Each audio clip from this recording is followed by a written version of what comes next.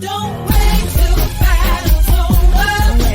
Don't wait till the struggle ends. Shout it out. Shout it out. Right now. Shout it out. Shout it out. Don't wait till you make it. Hey everyone, and welcome to the Phillip Show. Grab your coffee if you haven't already. So today is going to be a little bit different. It's just going to be me and you.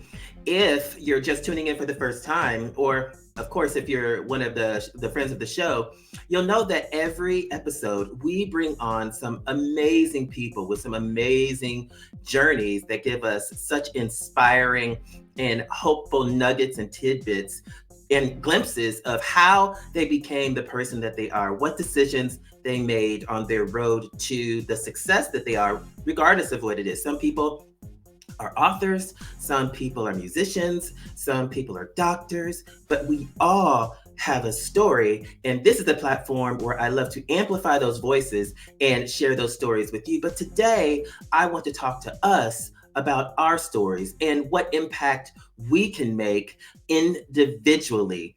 So we're coming out of last year, 2023. For some, was a really great year, and then for some, but we made it, right? So we made it. But a lot of decisions had to be made in 2023 to get through to 2024. And a lot of us are faced with some decisions that we have to make this year in order to move forward from maybe some of the fallout still of COVID. Maybe there were some things that happened at the end of last year. Maybe there were some awesome winning seasons that we had, and we're planning on repeating those, right? We had some really great things happen, and now we want to repeat those. But in our personal sphere of influence, take our strides away, take our determination away, take our accolades away, take our success attempts away. At the end of it, how do we find the courage to be strong and stand for justice in the face of situations and sometimes in the face of people who come up lacking, who are found wanting, if you will, back in the that's back in my Bible school days, they found wanting. Who are we? That's really the question. Who are we? And what do we do when things get hard? We can do so many things when people are watching and they seem good, but integrity is doing the right thing when no one's watching. I find that it takes courage to demonstrate any sort of integrity. It takes courage to stand up in places where it's not optimal for you. It's not optimal for your success. It's not optimal for anything that personally benefits you, but you know it's the right thing to do. And I know that's a huge umbrella. I know, right? Didn't I start off strong? I did. But we can do it. Coming into this next season of Black History Month, it's so much more important to frame our perspective, not just on African American people, which this is the month to remember, to intentionally create celebration, to intentionally remind. This is the month for that. We'll talk about the shortness of the month later. But this is the month where you see a lot of support and rallying around African American themes, African American culture, African American history, African American accolades. You see African American things in different stores, big box retailers all of a sudden got kente cloth. You know, every single store all of a sudden is pushing the latest Black owned business. Nothing wrong with that.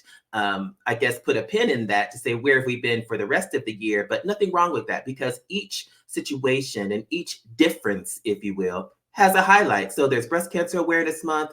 There are all these awareness months, and we're coming up on Black History Month, and it's a month to be aware. But why are we talking about that today?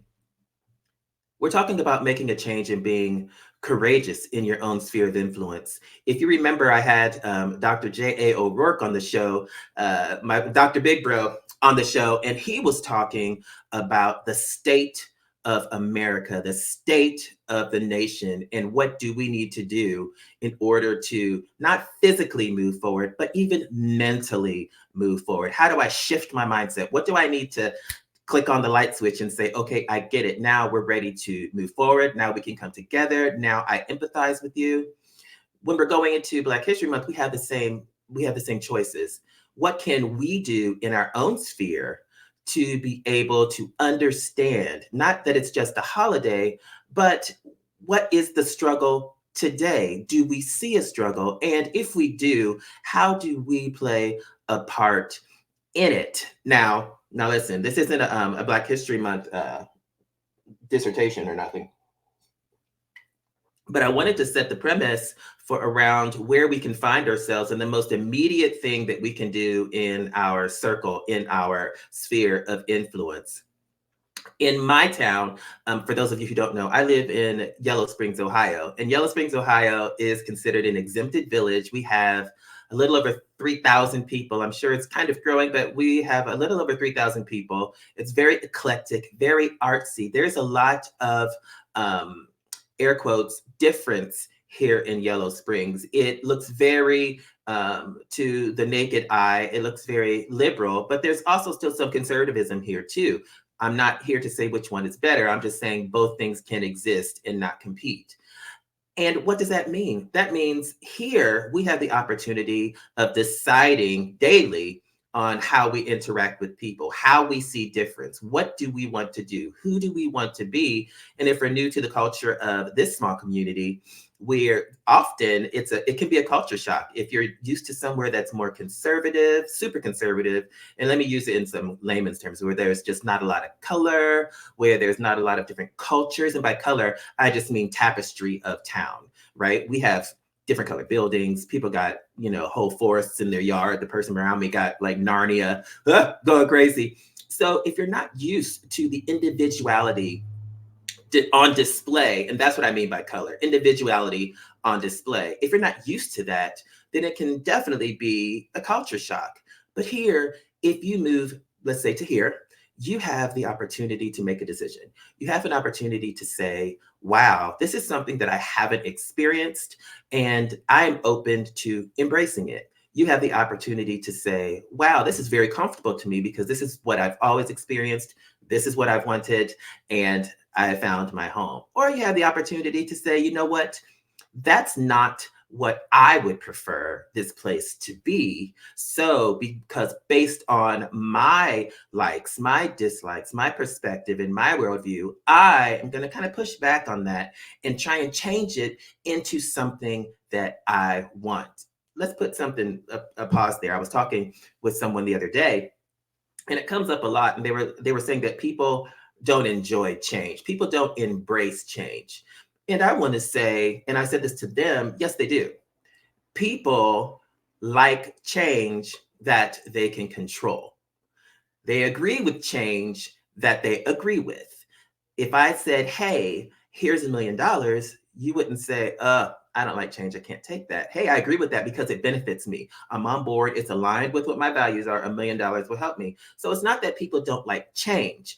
People don't like change that they can't control. Even in this small town, there are certain things that are happening in the town that to some are really beneficial for the town. There's a different, it's becoming more diverse. Let me say that differently. It has the opportunity to become more diverse. It has the opportunity to bring people with different perspectives to the town, maybe visitors, and then they could turn into residents. You just never know. But it has the opportunity to reach a pool of people that otherwise would not know about the town. Now, we have the opportunity as residents here to say, you know what, this is going to happen whether I like it or not. And I am going to go with the flow. What can I do to be welcoming? What can I do to be a part of this positive transition? What can I do to be a part of the change that is going to happen with me or without me? Or we can say, I don't like that, and I'm going to push back at every single level, even though the change is still going to happen. So I'm not here to harp on my town. I just want to give you some perspectives when it comes to, how do we analyze change? And when you see things around you, what do? Where are you? How do you show up? What is your perspective? How do you present your opinion? What is your difference? If you're on a difference meter in a certain situation, where do you fall as far as different? I 100% agree, or I completely disagree. Why is this important? This is important because this is really how we interact with people as well. I used a scenario with businesses, but we do this with people all of the time. We do this with individuals who may be different from us all of the time. We do this with scenarios with diverse populations. I'm using these big words, populations, with different people, all walks of life. It could be men, women, gay, straight, black, white, whatever. It can be all of these things. We do this on a smaller level each and every day when we interact with people. So, what does that mean? And how can we be a catalyst for change? How can we end up being different? And what is different? What is going with the flow? We know that kindness is not the norm. If kindness was the norm, we wouldn't go out of our way to say, thank you so much for holding the door. Thank you so much for lending me that money. Thank you so much. It would be a commonplace. We wouldn't need to say thank you for all these things because we know that it's the policy. It would be the human policy. The human policy is not kindness. So when that happens, we notice it as an elephant in a tree. So let me stop there. So I use a scenario when training. I use this scenario for people to understand differences, and I use it as kind of like goggles. So if you ever been to one of those restaurants with your children and they have those placemats, on the placemat, it'll say circle the things that don't belong. So something here is different. So you look at it, there's a person driving a car, that's normal, you wouldn't circle that. There's a person bouncing a basketball, you wouldn't circle that. But all of a sudden, there's an elephant in the tree. Circle that. Well, why is that? It's because it's different. So we have a very good concept of, I rate this as different. But how can we be a part of change when we are not ready to handle the differences? What does that mean for us? And what does that mean for the people around us? I'm not afraid of the storm and rain. I've been knocked down, but I rise again. I'm standing tall in a hurricane. I'm different. I'm different. I am loved and unashamed. I was lost, now I got a name. My father told me I was made to be different.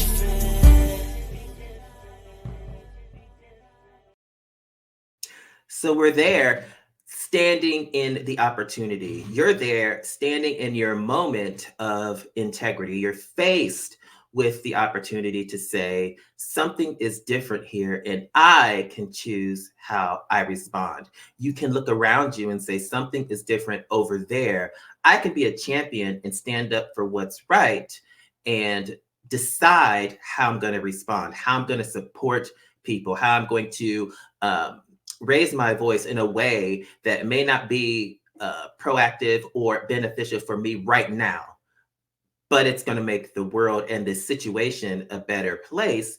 And it shows the kindness that we're talking about. And I guess the question comes to this: in your life, where you are, what does justice look like to you? How does justice show up where you are? Again, here in Yellow Springs, I'm a proud member of the World House Choir, thanks to Dr. Kathy Roma, and a shout out to her. Happy birthday, Dr. Kathy. Oh my goodness. So I'm in the World House Choir. We have the opportunity to sing this huge poem. So hard, Doctor. It's hard, but it's called Weather, and it centers around justice and just situations and circumstances. And it does it in such a beautiful way. But my point is, to sing this song, she set up a training and brought people in from out of town that we could sit with and go through some culture conversations, some challenging ones, some that are very hard, but we were able to see our differences, talk about our differences, identify our commonalities, and then we were able to better empathize with others, even in that small group. And thereby, when we sing the song, it has much more meaning. When you have empathy, then there's that commonality, so you can kind of understand a little bit better. But what does justice look like? What does it mean? We see often on screen specifically on the news, we see fights for justice all the time. We see fights, certain groups are fighting for equality. Certain groups are fighting to get their voice heard. Certain groups are fighting to decrease, how do you say it? Politically correct, decrease harm at a particular community when it seems as though the other community continues to inflict harm with no repercussions. Here in Yellow Springs, Ohio, there was just a march for promoting peace and standing in solidarity with the Palestinians. And that's all good. But what about day to day?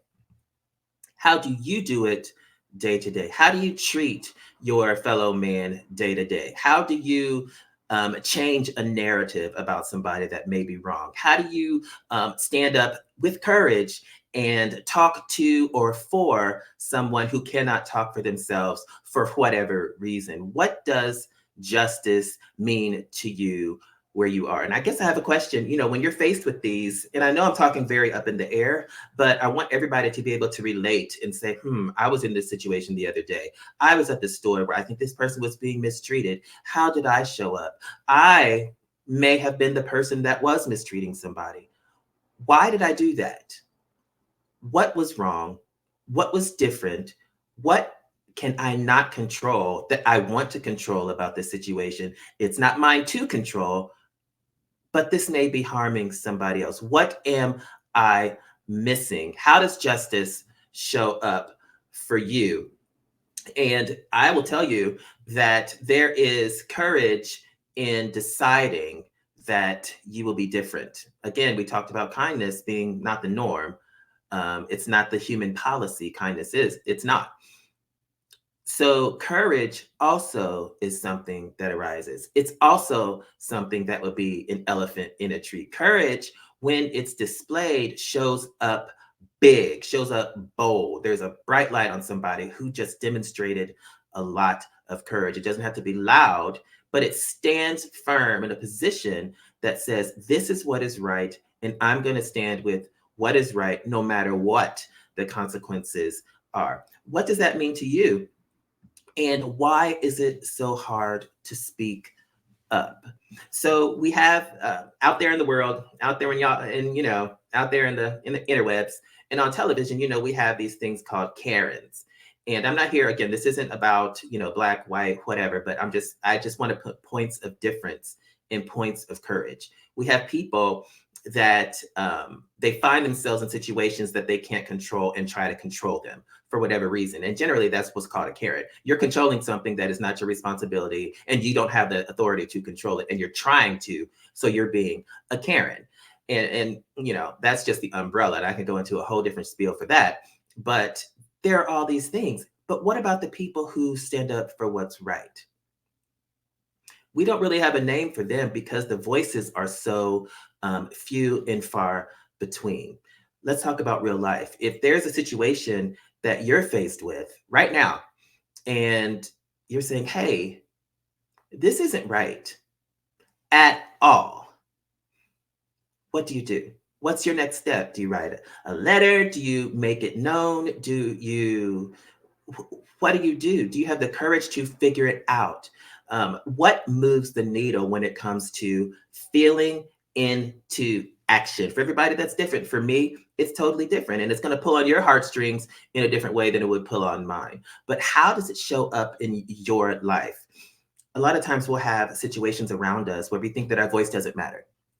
Where we think if we get involved, the negative component is not worth the risk, right?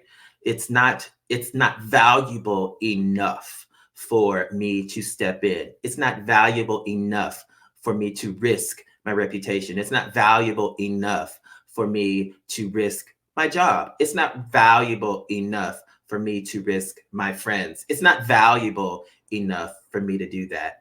And that's natural because, again, kindness is not the policy of humanity. But when that happens, what is the ripple effect of both decisions? Because when we decide to stay silent, that means we also decided not to speak up. What is the impact of remaining silent? What is the impact of saying nothing? What is the impact that we have interpersonally when people around us or people around you know that there is something that you could have done, there is something that you could have said, there is some way that you could have helped, but you didn't. How does that sit with you? I know for me, when those situations happen, it's very difficult for me to kind of let it go. I know immediately when there's a moment that I missed. I know immediately when I was supposed to say something, when I was supposed to do something, but I was either afraid of all those things that I just mentioned. Something told me I didn't, I couldn't do that. There's also those people who are the catalysts for these circumstances. There are also these people who don't want change in such a way that they'll create chaos for other people. And where are their boundaries? Where are their barriers? This could be us both. That could be you in certain situations. And I'm sure that that's me in certain situations. Things I don't want to change, things I don't want to do. And because I'm so rigid in the way that I perceive things, because I'm so steadfast in my perspective, I am unable to be flexible. I'm unable to show empathy. I'm unable to be kind. I'm unable to be present to identify the choices and say, hey, I understand this is how I feel, but the right choice is to do this. What do you do? What do you do in those moments? Just think real quick while I sip this. Well, one of the things that I want to make sure that we can talk about, I'm not too fond of bringing up challenges without providing a solution. I don't find that that's helpful. I think that if I raise a challenge, then I also need to raise a recommendation. So if I say something is off, if I say something is amiss, I also want to say, and this is what I would recommend in order to get it back in line. So I want to give you 5 ways that you can show courage in your sphere of influence. So the word here is your. Courage can manifest in various ways depending on the context, but there are 5 general ways that you can demonstrate courage within your sphere of influence. So get a pen, get a paper, write it down.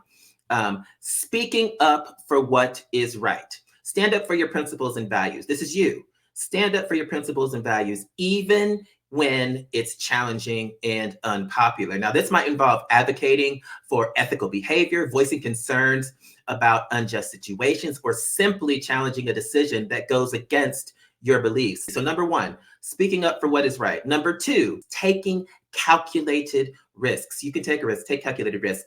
Courage often involves stepping outside of your comfort zone. Assess the situation, weigh the potential outcomes, and be willing to take risks when the potential benefits outweigh the drawbacks. This could be launching a new initiative, proposing a creative solution, or pursuing an opportunity despite uncertainty. Number 3, admitting mistakes and learning from them. See, there's a cause and there's a cure. There's a challenge and then there's a remedy. Admitting the mistake and learning from it. Acknowledge when you're wrong and when you've made a mistake. It takes courage to admit fault, but doing so allows for personal growth. It helps build trust with others. Be open to feedback and use setbacks as opportunities for improvement. So number 1, we have speaking up for what is right. Number 2, we have admitting mistakes and learning from them. Empowering others. Courage is not just about personal actions. Listen to this one. This is for empowering others. Courage is not just about personal actions. It's also about empowering those around you. Encourage your colleagues, your coworkers, your team members to share their ideas, take on challenges, and express opinions. Encourage your friends circle. Resilience in the face of adversity. Life is filled with challenges, setbacks, and obstacles. Demonstrating courage means facing adversity with resilience instead of giving in to fear, despair. Maintain a positive outlook. Once again, that doesn't always come naturally, but maintain a positive outlook. Adapt to changes. Adapt. They're going to happen anyway. You decide how the ship is going to go. We're either going to go with the waters or we're going to go against the waters and make a storm. And persevere through difficult times. This resilience can inspire others and create a more positive atmosphere within your sphere of influence. So number one, we have speaking up for what is right. Number two, we have taking calculated risks. Number three, we have admitting mistakes and learning from them. Number four, empowering others. Number five, resilience in the face of adversity. And remember that courage can manifest itself in a number of ways. And the key is to be mindful of your values, take intentional actions, and inspire those around you to act with courage as well. So what does this mean for us? What does this mean for you? What does this mean for me? My hope, and I'm speaking to myself as well, we all have a job to do in the bettering of our lives. If we better our lives in a healthy way, it will also benefit people around us. Where are your blind spots? Where are we missing it? Where are my blind spots? Where am I missing it? Where am I unwilling to change? Where am I unwilling to compromise in a way that isn't healthy for me, in a way that's not healthy for the situation? Am I a catalyst for negative outcomes? What am I doing? How am I negatively impacting somebody? Is it necessary? Is it fair? Am I seeing someone being negatively impacted? Was it necessary? Was it fair? And what did I do about that? A lot of this is about accountability. We have to be able to be courageous, speak in love, say things that are difficult. Difficult conversations are difficult, but they don't have to sound mean. They don't have to sound agitated. The facts are the facts. This is what happened. This is what I see. And here is where I think we can find common ground. Where are you? What are you doing to be courageous in your sphere of influence? And what are you doing to say, hey, I know things are going to change, but I am deciding and I'm committing to making sure that I'm going to be the healthiest part of the change that I can be, embracing those things that are aligning with my goals, embracing those things that align with my character, making sure that I move in integrity. And when I see something that is harmful to another person, when I see that humanity's policy of kindness doesn't exist, how can I start to make an impact in that area? Remember, heroes aren't born in comfort zones. It's not comfortable to be a hero. I don't know one hero that all of a sudden was just forged from the depths of rose petals and Skittles. Heroes are born when there is adversity and they rise above. Heroes are born when there's a chance to demonstrate integrity and they demonstrate it. Heroes are born because they found the courage to stand and say, I will be the positive change that I want to see. Thank you for joining me today for this kind of off-pitch episode. I'm so excited that I'm able to do it with you, and I hope that you take some things away from it. We're going into Black History Month, and there's going to be a lot of opportunity to kind of really analyze and see, where do I fall? Where's my needle on this spectrum? And what can I do? Celebrate those wins, celebrate those moments where you say, hey, I made a difference today. And also notate those things where it's like, you know what? I think I can make a bigger difference there. What does that look like to you? Not just in February, but all year. Not just surrounding Black America, but everybody. Where can I be a hero? How is my heroism being formed? And what impact do I want to make for the good of not only myself, but for my entire sphere of influence? For more information, go to ThePHILLIPShow.com. And as usual, you are the best you in the world. And I will see you next time here on The Phillip Show. Don't